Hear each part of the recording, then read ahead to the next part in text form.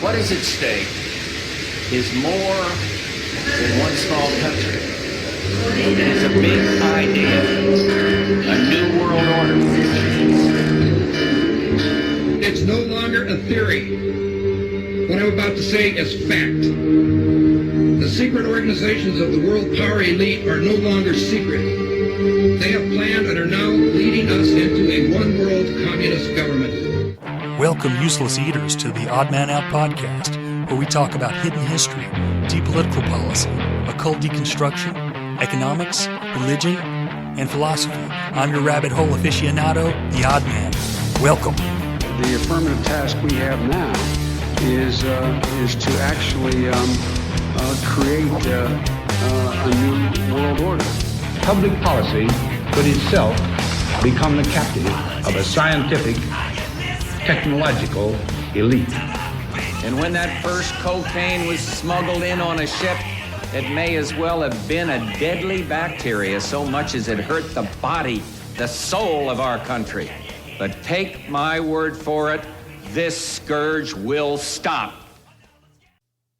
Welcome, Oddities, to another Oddcast featuring me, your Odd Man Out. So glad to be back with you today. Been working on this episode for a while, kind of trying to get my notes straight.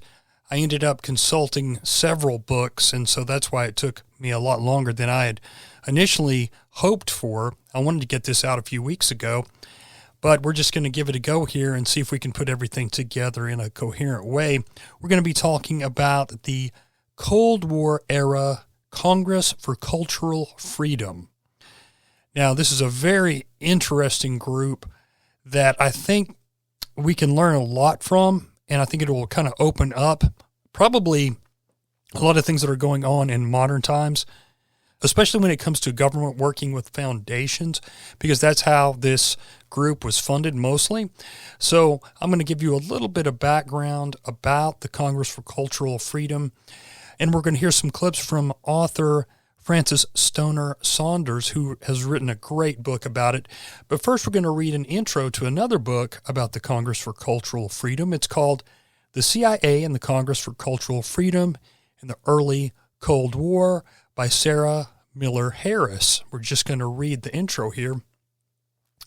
She says, for nearly 2 decades during the early Cold War, the CIA secretly sponsored some of the world's most feted writers, philosophers, and scientists as part of a campaign to prevent communism from regaining a foothold in Western Europe and from spreading to Asia. By backing the Congress for Cultural Freedom, the CIA subsidized dozens of prominent magazines, global congresses, annual seminars, and artistic festivals. When this operation, get the name of this operation, QK Opera, became public in 1967, it ignited one of the most damaging scandals in CIA history. Ever since then, many accounts have argued that the CIA manipulated a generation of intellectuals into lending their names to pro-American, anti-communist ideas. Others have suggested a more nuanced picture of the relationship between the Congress and the CIA, with intellectuals sometimes resisting the CIA's bidding. Very few accounts, however, have examined the man who held the Congress together. That was one Michael Jocelyn, the Congress's indispensable manager and secretly a longtime CIA agent. Now, this book in particular, she says, fills that gap. So I think that, this is a pretty good book too. But we're going to read a little bit more from this one, and then we're going to get to some other stuff here. But Jocelyn definitely is the main guy kind of holding all the pieces together. Now I want to continue to give you a little bit of information, and this is the preface from a book called The Liberal Conspiracy, which is also about the Congress for Cultural Freedom.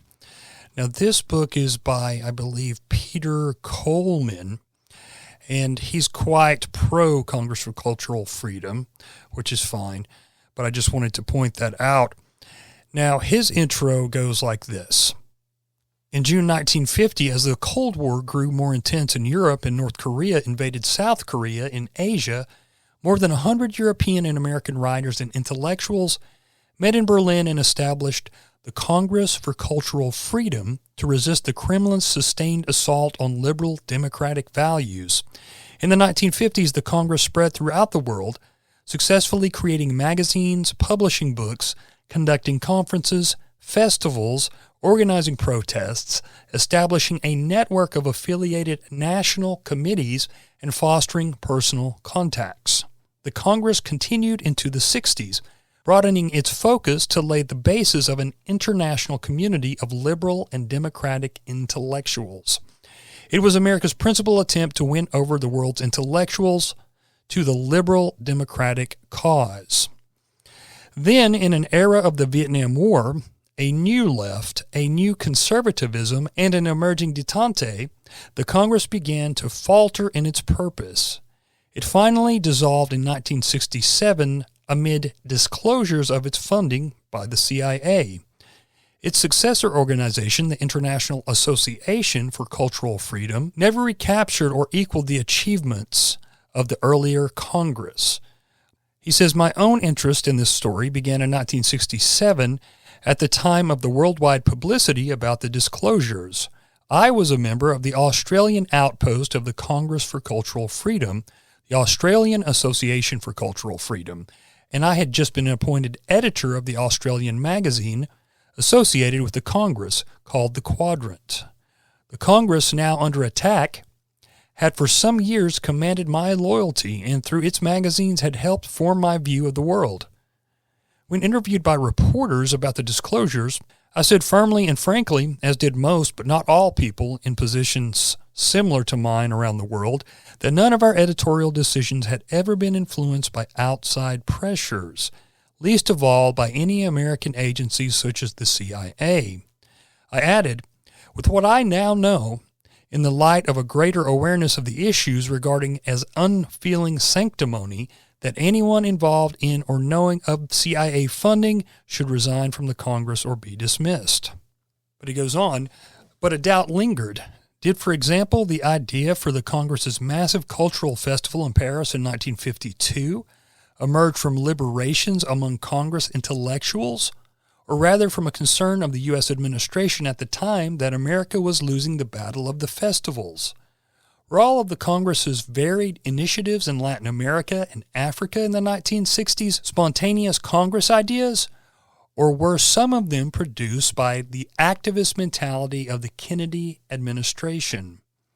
Were the Congress's forlorn attempts to reach Soviet writers entirely an expression of solidarity, or did the CIA also have an interest?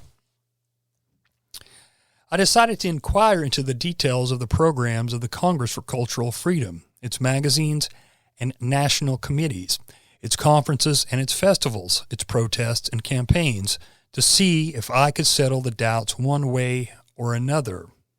I wish after 10 years of research that I had the final and complete story of the CIA's role.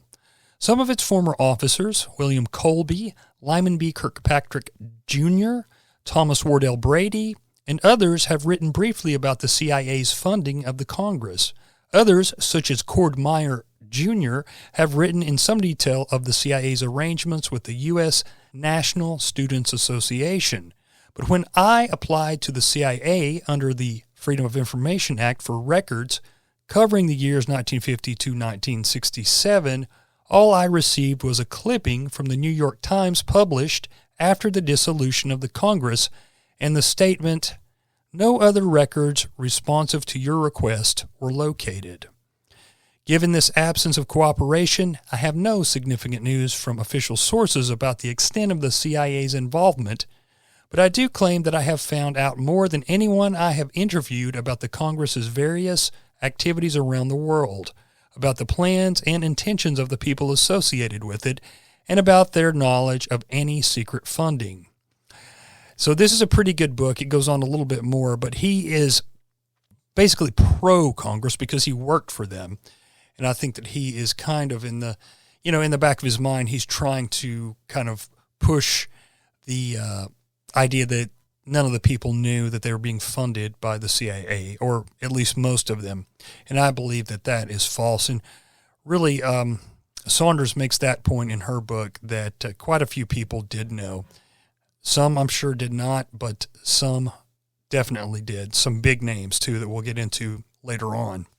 Ironically, you know, it was known from the very beginning, the CIA's main cultural front, if you like, the nucleus, if you like, around which all these programs were attached and all this intelligentsia was sort of drawn into this great project, was called the Congress for Cultural Freedom.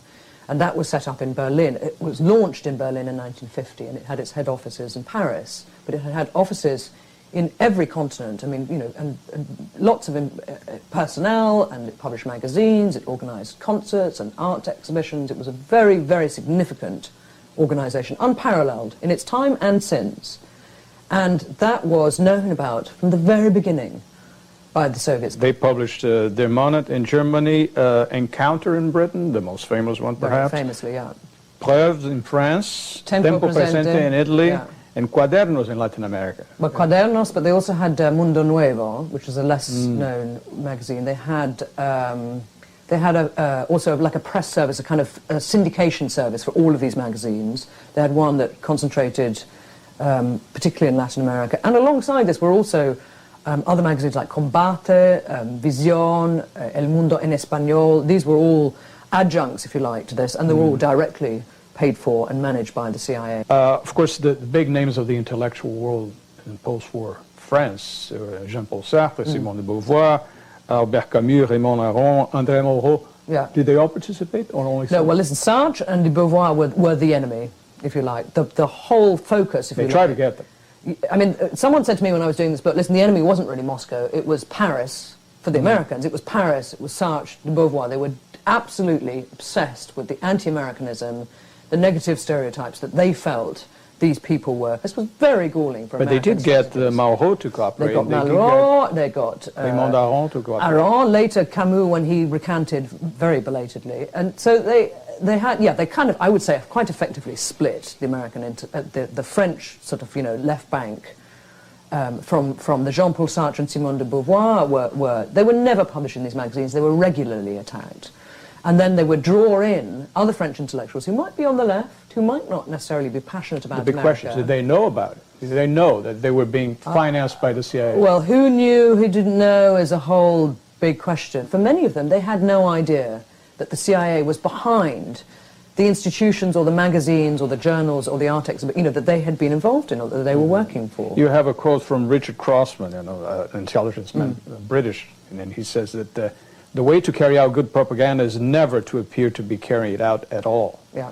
The problem is it goes at all sorts of different sort of philosophical and practical levels. The problem of association with the CIA was recognized by the CIA itself. It didn't declare its support openly because it knew it would be rejected if it was offered openly. So it hid behind foundations and fronts and organizations. It hid, it disguised They knew its better investment. than anybody that they were poisonous. Of course. The moment the association is revealed, and there were some problems with the tradecraft of this, the funding mechanisms were pretty simple, and once people got onto it, they could kind of put the wires together at the back of the radio and see where it led.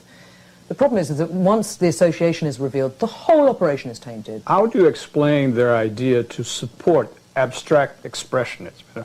Why would they support Jackson Pollock painting those things, throwing the paint on the floor? And Mark Rothko and other. Why would they expect that form? It's brilliant. I mean, this is one of the things that got me into this subject in the first place. What were beached up, you know, alcoholized, brilliant leftists doing, getting into bed with the CIA? Doesn't have only an aesthetic context, however, it has a political one too. And there's no question that a political cartel, which included our friend Nelson Rockefeller, the Museum of Modern Art, the CIA, created a very, very powerful sort of atmosphere and climate, financial as well, around abstract expressionism to assert its merits at a time when it was being decried by the Soviets and at a time when within America itself it was being slandered as a kind of pro-communist. This is the period in the you know, mid to late 50s when abstract expressionism is beginning to emerge in the CIA's mind as a very useful advertisement for freedom of expression. What's freer than, this random Do what you knot of want. lines thrown across the floor. It's fantastic. Freewheeling democracy. Not what the government tells you to paint. Free enterprise painting. That's what Nelson Rockefeller calls it. Free enterprise painting. I mean, it's fantastic. We can make sense of the CIA supporting right-wingers like Irving Kristol, the philosopher Isaiah Berlin. But why would they support the other side? Why would they support Arendt? Why would they support Mary Because, McCarthy? as I say, the non-communist left, was the perfect place to go, and an important place to go, and to preach the value, if you like, of American democracy and of American foreign policy. Why did they go to Orwell and say, okay, we want to take Animal Farm and 1984, both very polemical tracks against all forms of state control, all kinds of governments trying to assert control over its systems. And they say, we'll take this and we'll from an old socialist, and we'll do something with it. Why? Okay, what they do is, at the end, is that they eliminate the distinctions that Orwell is making, the comparisons he makes, the equivalent, if you like, between rotten communism and extreme and corrupt capitalism. Those differences are just sort of, or similarities, if you like, are blurred out, so that what you have then is a tract against the evil Soviet empire. So what they're doing is they're very slightly modifying, and very convincingly, and to a high standard, modifying the original argument, or the aim, if you like, of the original argument, to make a distinction between American values and Soviet or communist values. So they changed the ending of the stories. They changed the ending both of Animal Farm and of 1984, as I say, to eliminate the moral equivalence that's in the original text between the two different forms of oppression or of totalitarianism or of state control, in order to make it a peculiarly and distinctly communist, kind of control. Now, I want to say real quick, I know that was a long clip, but she mentioned Nelson Rockefeller and the Museum of Modern Art, and I can't remember if it was Saunders' book or not, but one of the books talks about how it was Nelson's mother who started the Museum of Modern Art, and it allowed them right away to push this art, this government, corporate-approved art on the public. And I've been to Washington, D.C., not lately, but in the last few years, we've went a couple of times, and I've taken the kids, and I remember my son and I walked into one of these rooms with all this expressionist art one time, and there were pictures of this old fat man naked, just these weird backgrounds, but all this crap art that, was inspired by Jackson Pollock and the likes, just with smeared paint everywhere, and then there's all kinds of art, too, that looks like it's been painted by a 3-year-old. Some of it's just not even art at all. It's just all one color. It's just this ridiculous government, corporate-sponsored art that they've pushed on people. And this idea came right out of the Congress for Cultural Freedom. And one of the authors had mentioned, too, that one of the reasons they pushed this kind of expressionist art is because some of the artists at the time were making art that was kind of, I would say, maybe calling attention to things they didn't like, that was representing things they didn't like, maybe representing the push against big corporations and banks and different things like that. And so they were able to kind of make this type of art kind of popular in the public. This art really didn't say anything, and it didn't convey any of these deep meanings like some of the popular artists at the time. And so they were able to kind of infiltrate art and take it over and make it mean much of nothing, like they have done so much art, music, movies, different things like that. Now, speaking of George Orwell, she mentioned how they changed the ending of Animal Farm in 1984. And a few years ago, I learned that George Orwell, when he died, had security clearance with MI6. And I realized recently that he was absolutely a propagandist for the BBC and MI6 and the British government during World War II. Now, that doesn't take away from the brilliance of 1984 and the brilliance of Animal Farm and perhaps some of his other writings. I'm not familiar with the others, but he absolutely was an official propagandist, and you can actually see some of that footage and some of his speeches and whatnot. Very interesting guy. And I think it just goes to show that even though you really admire an artist, an author, a singer, whatever, that does not mean that they are not on the corporate government dole and are working for reasons other than just to express themselves. So I think it's important to remember that. Also remember George Orwell was a Fabian socialist early on. And, he never left that socialist mindset. And so I think that a lot of people forget that. Always the Democrats, they say that 1984 is about the Republicans, and the Republicans say it's about the Democrats. But it's really about all forms of totalitarianism. All writers are vain, selfish, and lazy. And at the bottom of their motives there lies a mystery. And so you have no control over what you write? Writing a book is a horrible, exhausting struggle, like a long bout with some painful illness. One would never undertake such a thing if one were not driven by some demon one can neither resist nor fully comprehend. Their support of anti-communism, they're clearly anti-communists at the time, Arthur Koestler, who wrote his very anti-communist book, Darkness at Noon. The CIA supported it by buying 50,000 copies. But then apparently the Soviets got involved in it. No, it's a brilliant story because the CIA, this would be very common for the CIA to do this. What they would do is buy up a lot of copies of a magazine or of a book and then, put it out. And 50,000 copies is a huge, huge amount. Nowadays. And very nice for Arthur Koestler because he's getting his royalties. At the same time, bizarrely, the French Communist Party, under orders from Moscow, are told to buy up all copies of Darkness at Noon in France and just get it off the shelves, so they do. So Koestler finds himself being indefinitely enriched by both the CIA and by That's extraordinary. the Soviet Union. Just a little note, too, that I don't think it mentions much in the books there in the beginnings. This group was kind of spawned out of another group that was created by secular humanist and Fabian John Dewey, the father of education, which was formed in 1939, and it was called the American Committee for Cultural Freedom, which even continued on after the Congress for Cultural Freedom was created.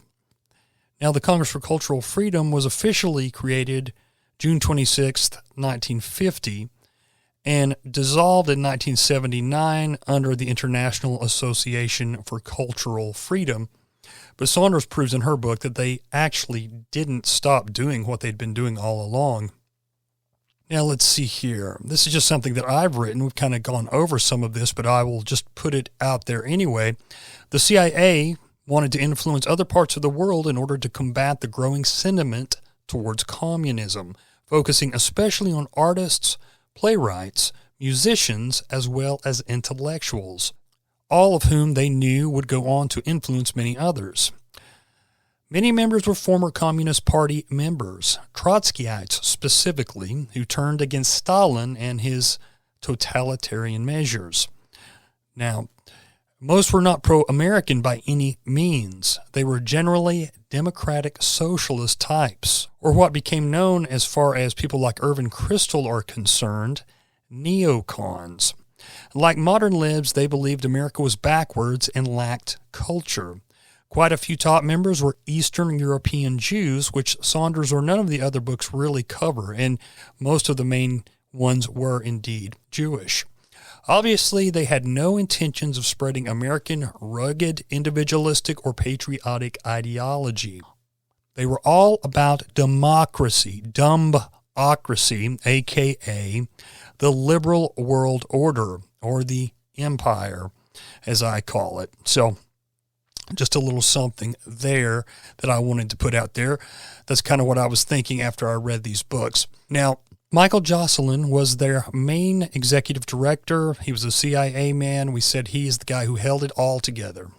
He was born from a Jewish family in Estonia. Now, I never even thought for a minute that I would be able to link this subject to those we don't speak of, but like so many other subjects, everything just leads right back there. So forgive me, we're going to cover this a little bit. We're not going to mention all of those who were members that happen to also be members of those we don't speak of, but we will mention a few.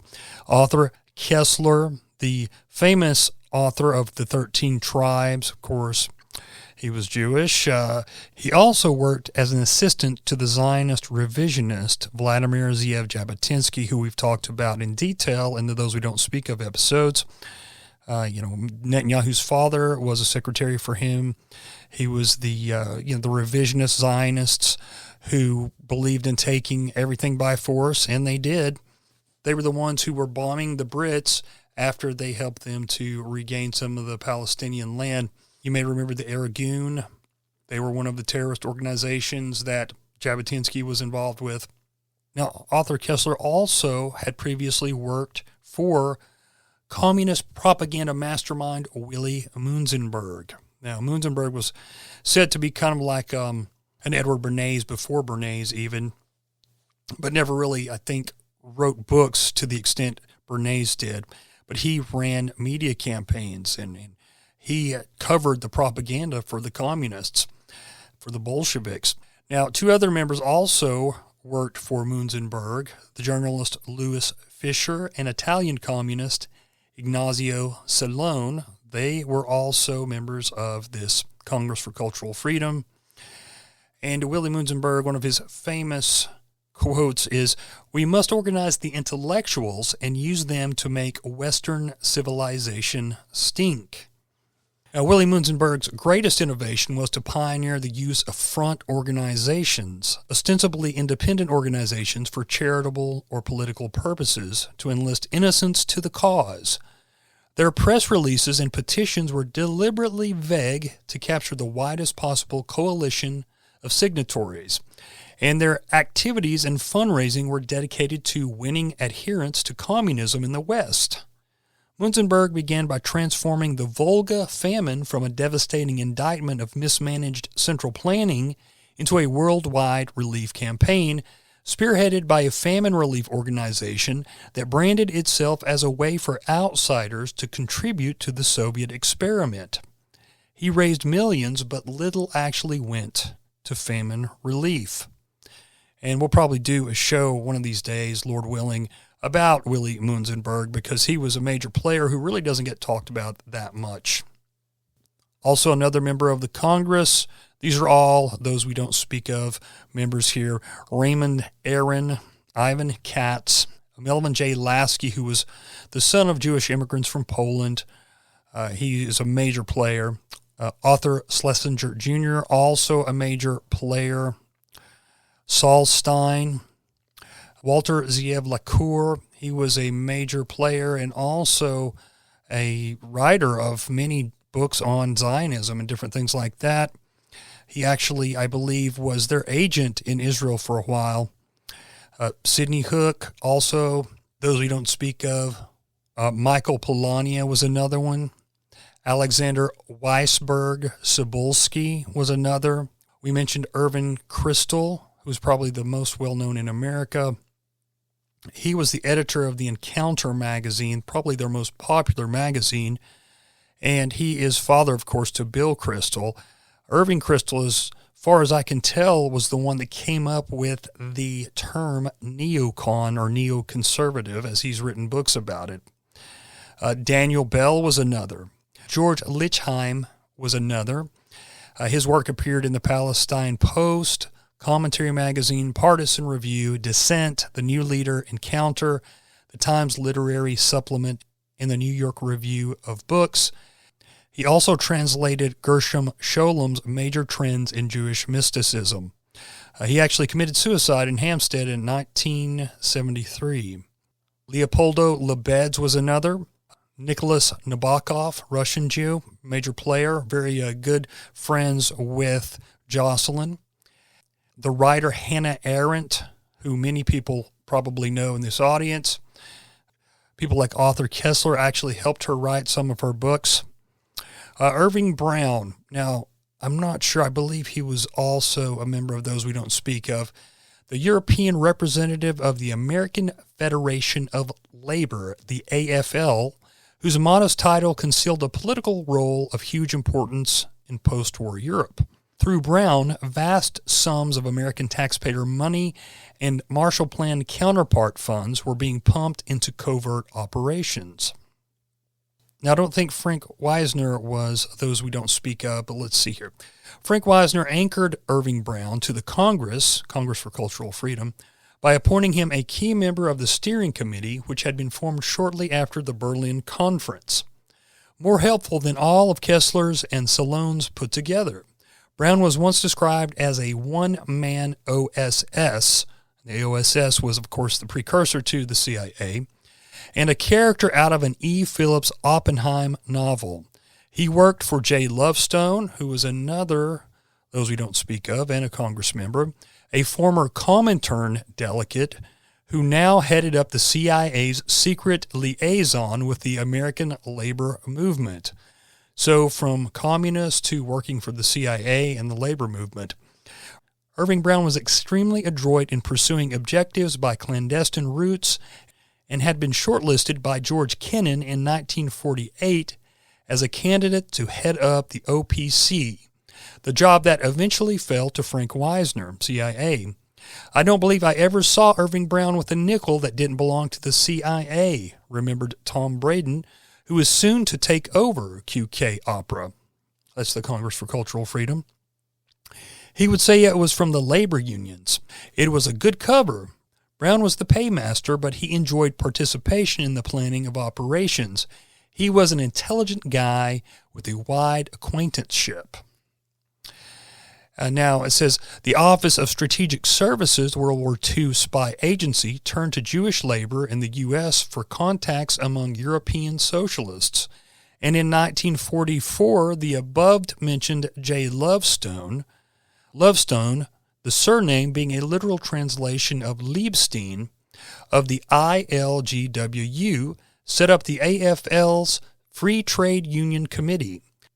According to Encyclopedia Judaica, during the subsequent Cold War years, Lovestone worked closely with the CIA, and when the AFL and the CIO merged, Lovestone continued his activities within the merged labor movement's Department of International Affairs and vigorously supported military intervention in Vietnam. His hawkishness did not stop there. Lovestone, his protege Irving Brown, and Tom Kahn, Brown's successor, became obsessive promoters of Israel. The AFL-CIO is the world's largest non-Jewish holder of Israeli bonds. Did you know that, guys? So that's just a few of the members of the Congress for Cultural Freedom who were also members of those we don't speak of. There's also a few more, like Junkie Fleischman, and I believe Nissim Ezekiel was also those we don't speak of. Mainz Sperber was another one. Henry Richard, I don't know if this is Kriegier or Kriegier, but he was a Polish Jew and a journalist and a publisher. I don't believe Cord Meyer was Jewish, but there was also Eugene Kogan, who was very close to the Congress for Cultural Freedom. So anyway, I just thought that was interesting, and, it just seems like wherever you find these influential groups, you also find quite a few members from those we don't speak of. So some more close members of the Congress was Lord Bertrand Russell, who was a governor of the Fabian Socialist London School of Economics and longtime professor there. Let's see. I mentioned John Dewey, father of American education, who also worked with the Congress for Cultural Freedom at certain times. Dewey also helped found the League for Industrial Democracy, which was the sister organization of the English Fabian Socialist Society. So there's that. Another guy, honorary chairman, Benedetto Croce, Carl Jaspers, Jacques Maritain. Page 48 here of Stoner's book, it says, the CIA's methods of providing funds was indirect, through actual foundations or ones created for the purpose. For the Congress, one of the principal conduits was the Farfield Foundation, which was incorporated on January 30th, 1952, as a nonprofit organization in the state of New York. Its brochure stated, it was formed by a group of private American individuals who are interested in preserving the cultural heritage of free world and encouraging the constant expansion and interchange of knowledge in the fields of arts, letters, and sciences. To this end, the Foundation extends financial aid groups and organizations engaged in the interpreting and publicizing of recent cultural advances, and to groups whose enterprises in literary, artistic, or scientific fields may serve as worthy contributions to the progress of culture. The Foundation offers assistance to organizations whose programs tend to strengthen the cultural ties which bind the nations of the world and to reveal all peoples who share the traditions of free culture the inherent dangers which totalitarianism poses to intellectual and cultural development. The Foundation dedicates its efforts to the hopes that under modern conditions, which are bringing about closer and closer relations among the nations, there may be a new growth of free and creative activity in every artistic and scientific field. Boy, that sounds great, right?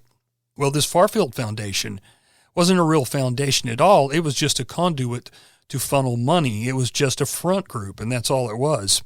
Now, another guy who we mentioned a few minutes ago, Junkie Fleischman, I don't know if that was his real name or not, but that's what they call him in the book every time. He was a wealthy patron of the arts, it says here, and was also president of the Farfield Foundation, one of the conduits for channeling CIA funds to the Congress for Cultural Freedom. MacDonald, a prominent journalist and editor, was for a time associate editor of the Congress's London-based magazine Encounter. That was from the Department of Special Collections, the University of Chicago Library. The Farfield Foundation was by no means exceptional in its incestuous character. This was the nature of power in America at the time.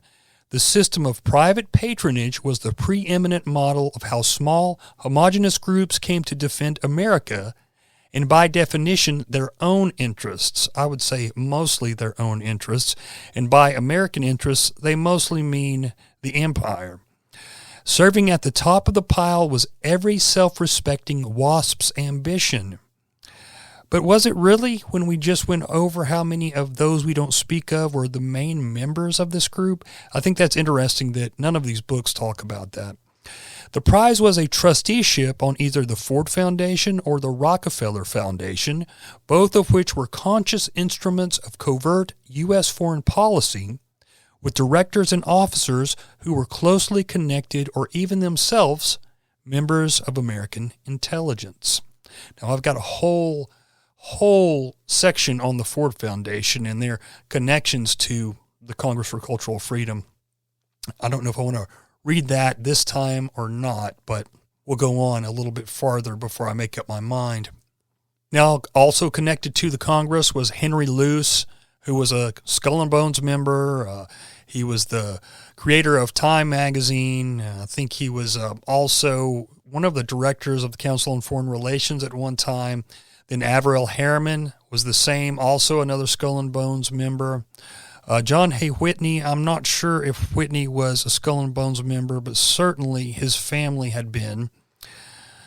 Let's see here. There's quite an incredible spread of relationships. You don't need to manipulate Time magazine, for example, because there are Central Intelligence Agency people at the management level.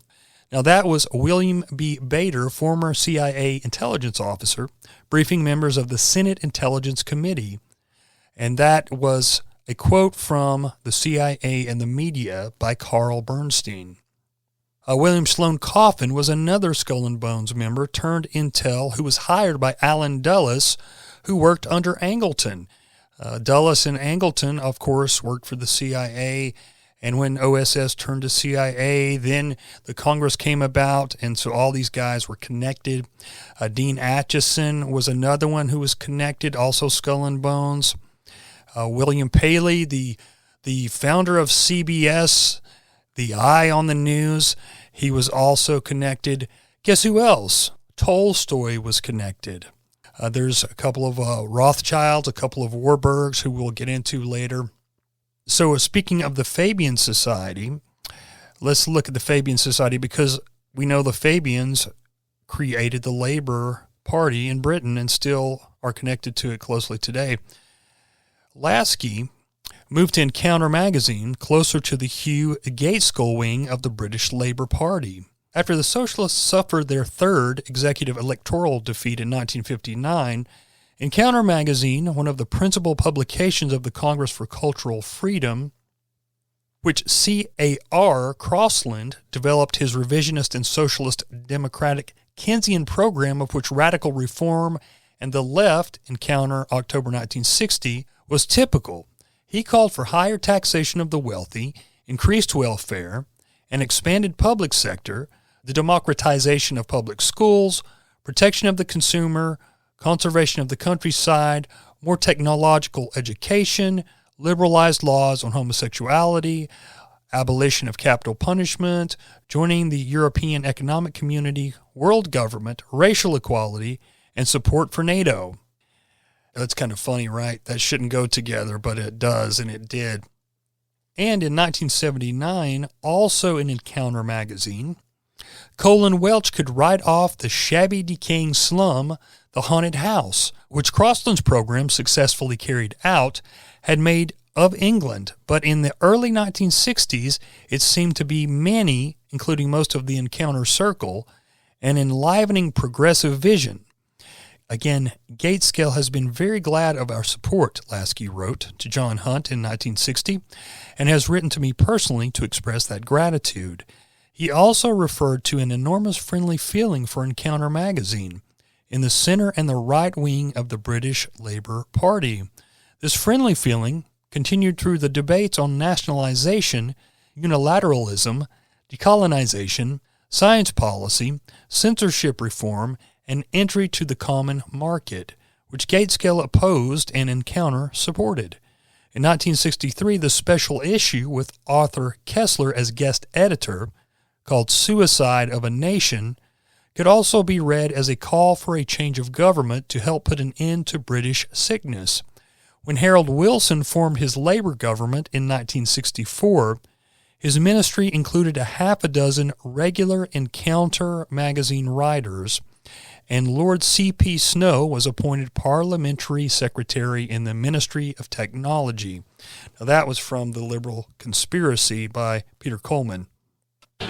Your research in your book points out that the American skills in political propaganda were actually developed during World War II when they were fighting the Nazis.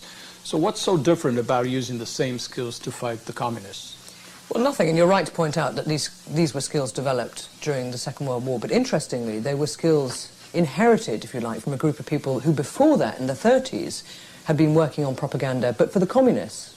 So what the Americans did during the Second World War and then continued into the Cold War was they recruited a lot of former communists who had seen the light, who had decided that both Marxism and communism as theories and practice were empty and morally bankrupt. And so they had moved, not necessarily to the right, but they had moved to a position known in State Department circles immediately after the war as the non-communist left. What period are we talking about here? You know, the CIA was created in 1947, but... Yeah, CIA is 1947, but it inherits very much a lot of the same personnel and the same structures and methods as its wartime predecessor, which was known as the OSS. And the OSS was the wartime intelligence agency that concentrated on a lot of daring do, as you can imagine, you know, flying in spies behind enemy lines, and, you know, in France, in occupied France in particular, the resistance was organized around, you know, communist cells. So you had the Americans trying to defeat the Nazis and Vichy France by using the communists. What you have after the end of the war is the reinvention, if you like, of this intelligence agency as the CIA, the Central Intelligence Agency, designed principally to avoid another Pearl Harbor. This is the key to the CIA, is that it's set up very reluctantly by Truman, or under his watch. Unfortunately, very soon after its creation, its main proponents and advocates, including very early on Alan Dulles, the famous wartime spy master who then became a director of CIA, was to give it a very, very broad range of capability, a lot of which was off budget, off the record, unaccountable pretty much to anybody, and this gave them the opportunity to indulge not just in the coordination of intelligence, but in covert action, in destabilizing governments, in getting rid of democratically elected leaders. All the things we know, all of the terrible stereotypes of CIA behavior were incorporated very early on, enshrined within its sort of legal brief. But then your focus is their action within the cultural field, you know, the cultural war, the cultural camp. Yeah, absolutely. And in that area, they were very broad in their reach. Very. I mean, my experience, when I started researching this story, I thought, of the CIA man. I had inherited this idea of the CIA man as this kind of, brutish rogue elephant type, very daring and charming and dashing, but not as a kind of intellectual. And in fact, the truth is that the CIA was, from its inception, was kind of like a campus. There were people running around in their tweed suits smoking pipes who would do very well as professors at high table in the great universities, Ivy League universities of America, or indeed Oxford and Cambridge. And indeed, often they were that as well. You write that they have to finance the publication of more than 1,000 books, including Dr. Zhivago, Boris Pasternak, and The New Class by the Yugoslav. And translations of T.S. Eliot, Chekhov. There was an imprint publishing Chekhov that was run by the CIA. Why would the CIA be publishing these things? What they were trying to do was talk directly to a Western mind, an intellect that was anti-communist, but not necessarily pro-American. And they wanted to demonstrate that everything that the Soviets said about America, that it was culturally barren and unsophisticated, had a poor civil rights record, didn't understand high art, that none of this was true. They wanted to build a bridgehead, if you like, a sort of cultural NATO, to support American foreign policy, the Pax Americana, to convince people essentially that everything America did was right and everything the Soviets did was wrong. But they were very subtle about it. They were not doing this in sort of either in preaching to the converted or looking for very big audiences. They were looking for a small elite audience who in turn, according to the trickle-down theory, could influence a readership, a wider public, policymakers, people of influence within government who might actually then change policy to accommodate the American proposition. But at the same time, they dealt with things like films, like Hollywood. What yeah, are they doing in Hollywood? I mean, they did, but not so much. What's interesting is that Hollywood produces at this time its kind of own internal psychological warfare operation. Some of it is organised by and managed by the CIA, and very typically they take Orwell's Animal Farm in 1984.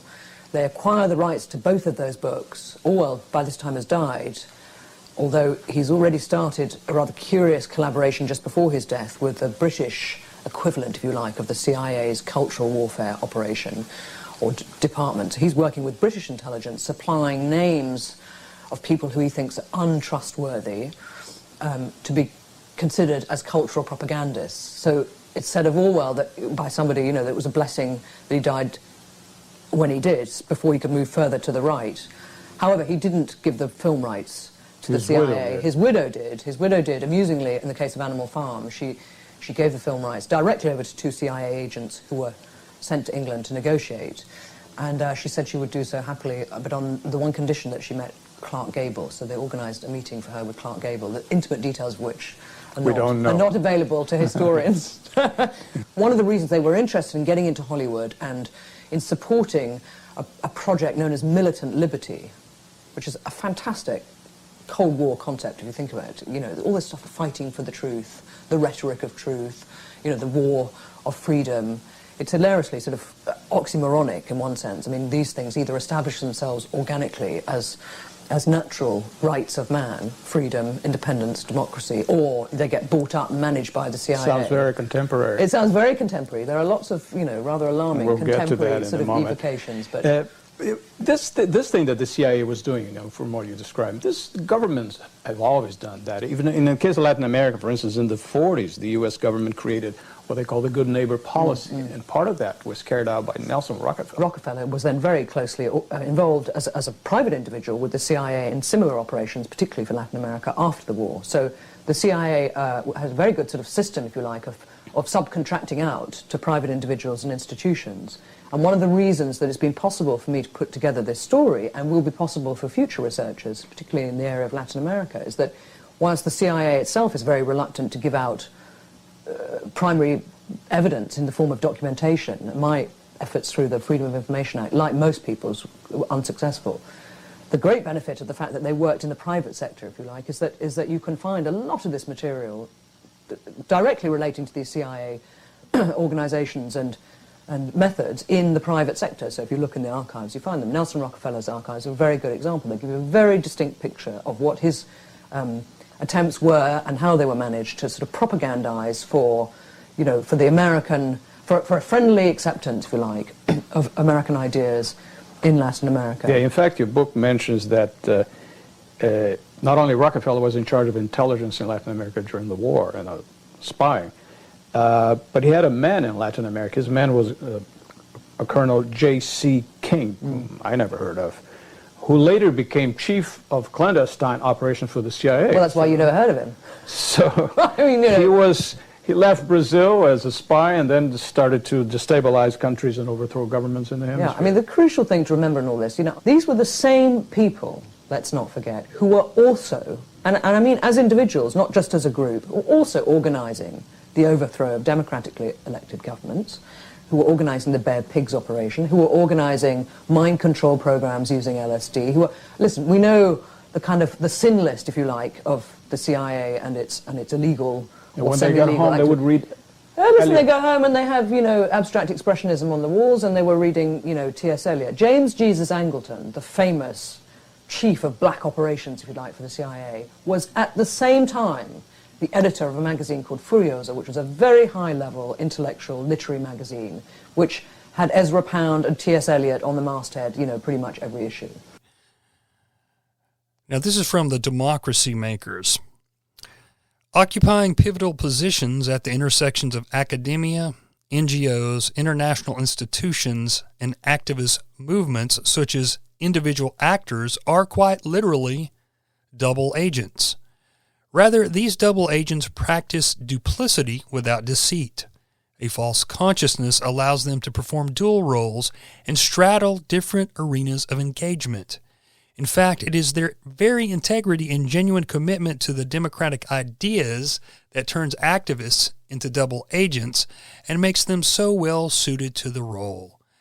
As civil society grassroots, non-state or NGO representatives, they enjoy the legitimacy required to represent and articulate the interests of civil society to power and police or constrain such events.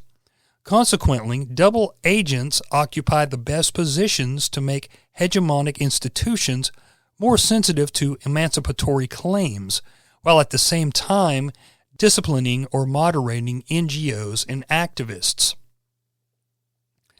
In this respect, the democratization industry has systematized the previously disparate initiatives undertaken by liberal foundations, labor unions, and the Cold War intellectuals around journals like Encounter magazine. It occupies a new space of politics where knowledge, techniques, network ideas, and ideologies are traded and circulated.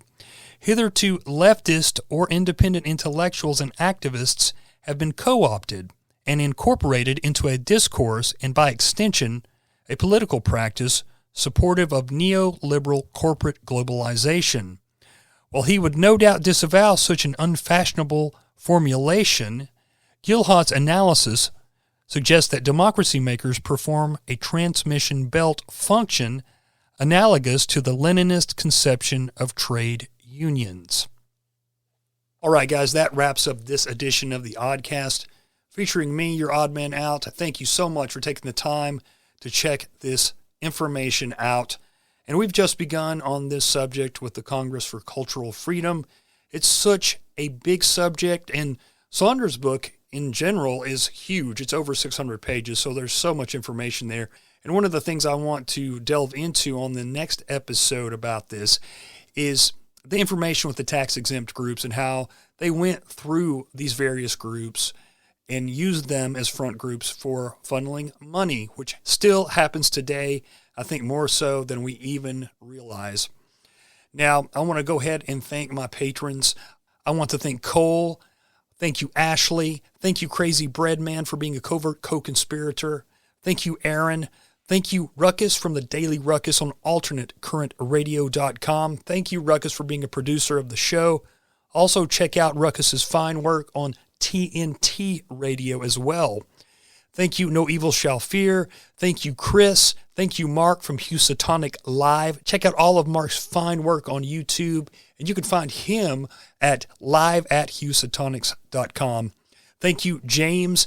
Thank you, Bill, for being a producer of the show. Thank you, John Brisson. Check out We've Read the Documents on Twitter, Library, Rumble. He's got some fantastic information on there.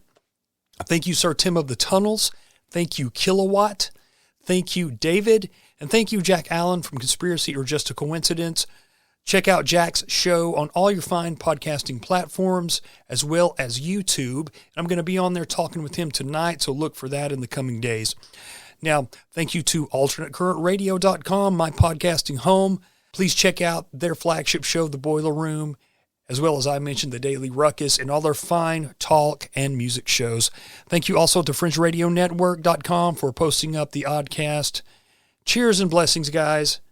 And remember, their order is not our order. See you guys.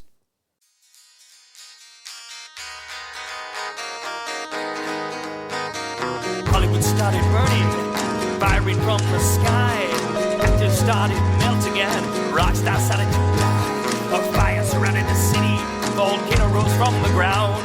The earth began to split apart and destroy the whole damn town. Screams of utter terror, weeping and gnashing of teeth.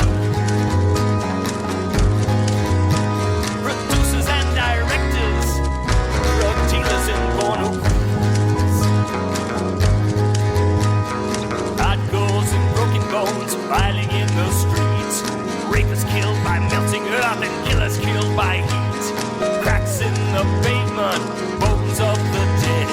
Evil slays the wicked Satan, laughs and shakes his head. Smell of blood and motor oil permeates the midnight air.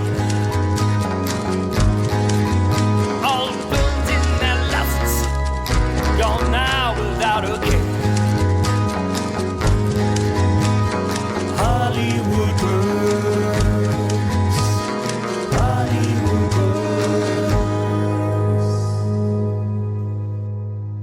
burns.